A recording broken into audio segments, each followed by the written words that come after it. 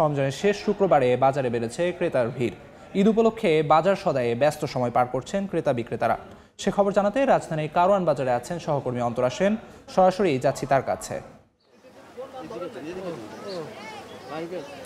রমজান মাসের শেষ শুক্রবার আজ সাপ্তাহিক ছুটির দিন হওয়ার কারণে কিন্তু অন্যান্য দিনের তুলনায় ভিড় কিছুটা বেশি চোখে পড়ছে। আমি এখন আছি রাজধানীর কারওয়ান বাজারের সবজির বাজারে।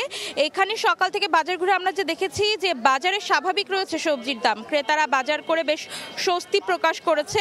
তবুও কয়েকজনের অভিযোগ গেল সপ্তাহের তুলনায় কিছুটা বেড়েছে শসা আর বেগুনের দাম। গেল সপ্তাহে শসা 60 টাকা করে কেজি বিক্রি হলো, বর্তমানে সেটি 20 টাকা বেশিতে তা বিক্রি হচ্ছে 80 টাকায়। বেগুন গেল সপ্তাহে 80 থেকে 100 টাকায় বিক্রি হলেও বর্তমানে সেটা বিক্রি হচ্ছে 100 থেকে 120 টাকা কেজিতে।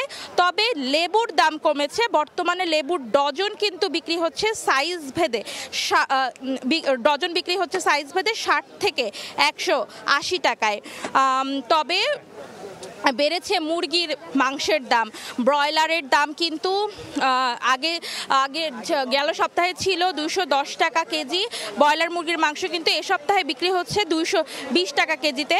পাকিস্তানি মুরগি বিক্রি হচ্ছে 330 টাকা কেজি, আর দেশি মুরগি কিন্তু বিক্রি হচ্ছে 680 টাকা কেজিতে। কিন্তু সেই তুলনায় দ্রব্যমূল্যের বাজার কিন্তু বেশ স্থিতিশীল।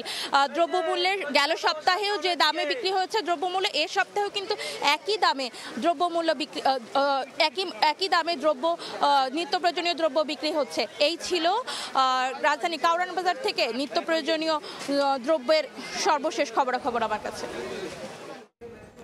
সরাসরি যুক্ত ছিলাম রাজধানীর কারওয়ান বাজারে।